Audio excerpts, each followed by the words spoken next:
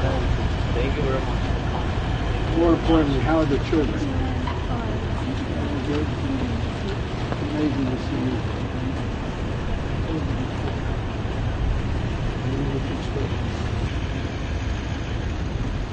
I got a handshake here, too. That is. Well, geez. Still teaching me.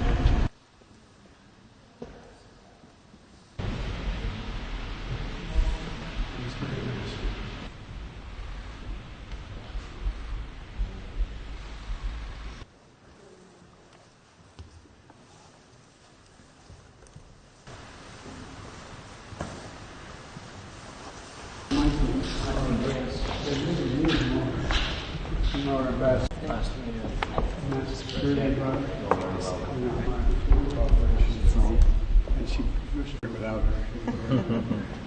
This guy. Yes, fine president. You know Ukraine. I know. Mr. President. Good, man. You still have those biceps. Good to see you. Good to see you, Mr. President. Thank you. Speaker, Mr. President, Prime Minister.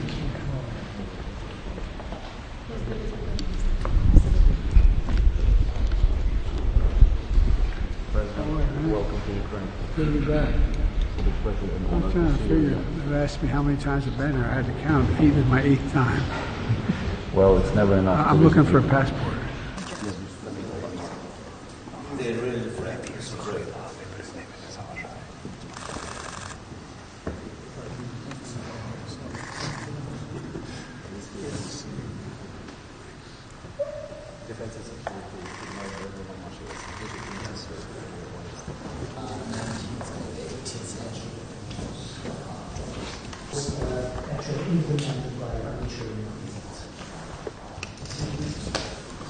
Mr. President.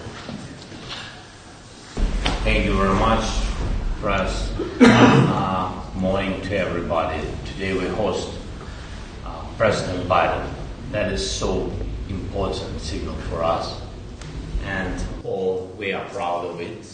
Thank you very much for coming, Mr. President. That is a huge moment of supporting of the Ukraine. And what can I say? I really appreciate that President Biden, American society, been from the very beginning of this tragedy, from the very beginning of this full-scale war, from the first days being together with us.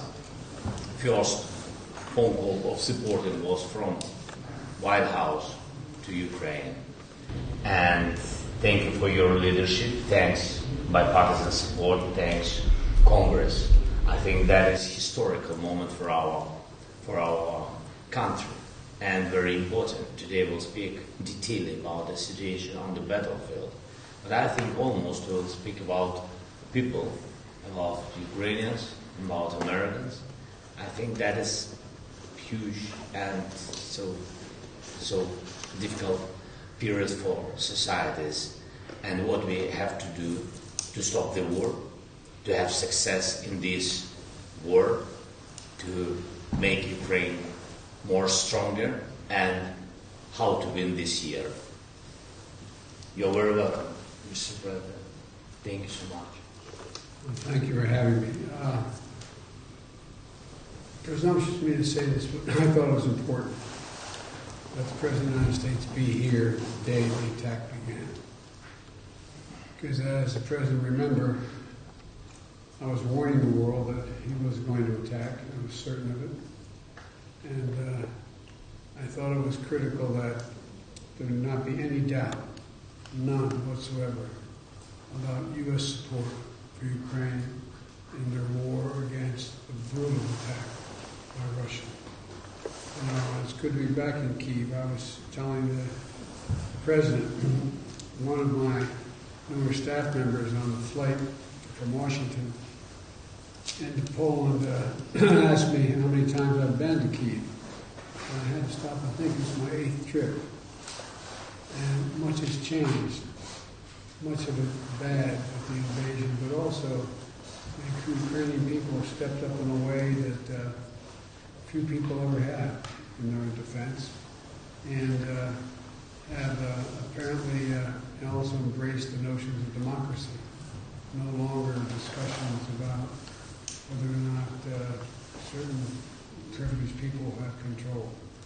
And, greetings and goodwill from the members of Congress, and you made a very good impression, as you know, when you spoke there last. And for all the disagreement we have in our Congress on some issues, there is significant agreement on support for Ukraine. Because this is so much larger than just Ukraine. It's about freedom and democracy in Europe. It's about freedom and democracy writ large. And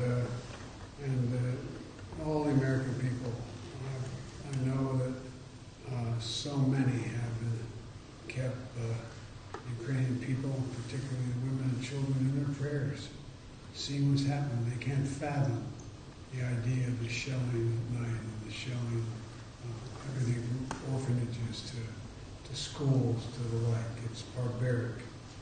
And I'm here to show our unwavering support for the nation's independence, their sovereignty, and territorial integrity. And today, I hope we're going to have a chance to discuss how the United States and our allies, by keeping constant contact with our partners, can most effectively support you and your cause, Mr. President. And I look forward to discussing all of this and then addressing the world with you afterwards. But, again, the admiration for the people of Ukraine, ordinary, hard-working citizens who were never trained to be military. The way they've stepped up, it's beyond heroic.